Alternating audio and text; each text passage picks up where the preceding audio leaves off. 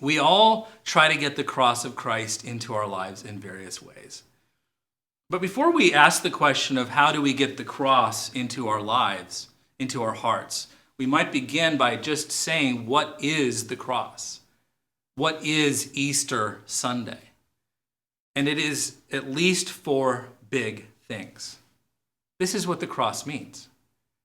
The cross is the greatest expression of love in the history of the world. There have been millions of people who have professed love for one another, people who've gotten down on bended knee and asked that person into their lives. There have been millions of soldiers on battlefields who gave up their lives for other people. There have been millions of expressions of love. But on that Easter was the greatest expression of love in the history of the world. When Jesus went up to that cross, he did it because he loves us. The other thing that it is, the cross, it's the greatest expression of forgiveness. Now again, there have been countless people through the years who have said those words, I am sorry. And by the way, those are the three most important words for a marriage, and not I love you. They are I am sorry. And the other three important words in any marriage are I forgive you.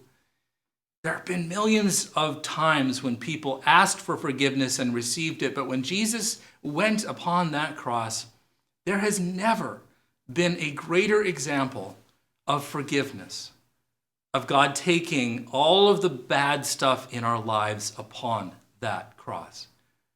I love the words of David Crowder, that great worship song. He said, you came for criminals and every Pharisee. You came for hypocrites, even one like me. So number one, it was the greatest expression of love. Number two, the greatest expression of forgiveness. Number three, the greatest expression of sacrifice, of one person doing something sacrificial for another. And again, the world is full of parents who have sacrificed for kids, of grandparents who have sacrificed for grandkids. The world is full of immigrants who have sacrificed to get to the border of a country. The world is full of sacrifice. And yet, that Easter, when Jesus went on that cross, it was the greatest example of sacrifice ever. And finally, and most importantly, on this Easter, and this is what we need more than ever, it was the greatest expression of hope the world has ever known. You see, the cross was an implement of shame. It was where criminals went. It was the lowest form of criminal execution you could find in the Roman Empire. It was a place of shame.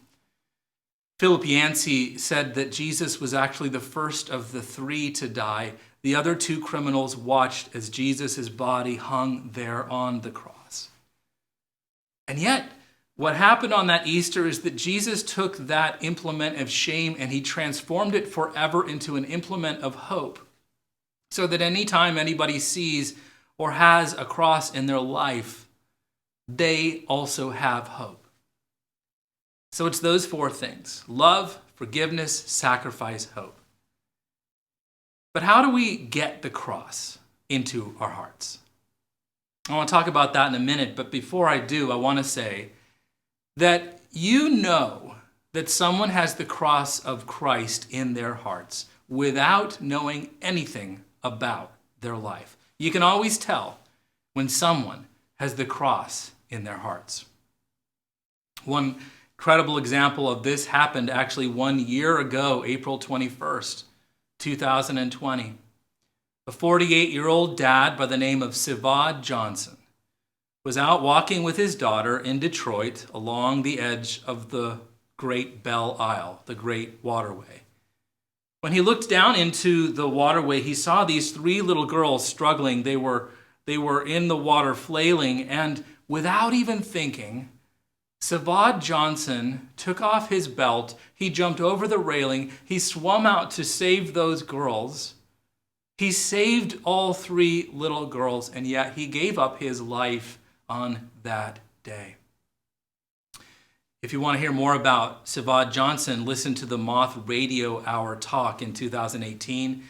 He gave an incredible talk to bravely do or to bravely die. We will never know everything about Sivad Johnson, but I can tell you one thing. Sivad Johnson had the cross of Christ at the very center of his life. You always know because it comes out of a person's life. What's on the inside always comes out. Another powerful example of the cross of Christ in a person's heart happened not too long ago from a doctor named Dr. Samuel Weinstein. Now, this incredible individual serves as the chief cardiothoracic of surgery for Children's Hospital in Montefiore Medical Center in New York. That's a mouthful. But when Dr. Weinstein was on a recent mission trip to El Salvador, he is operating on a little boy who has a heart condition named Francisco Calderon Anthony Fernandez. He's only 8 years old. He had been operating on this little boy for 10 hours when he was still not saving the little boy's life. At that point, they began to run out of blood for transfusion. And this little boy had a very rare form of blood known as B negative, which is only 2% of the population.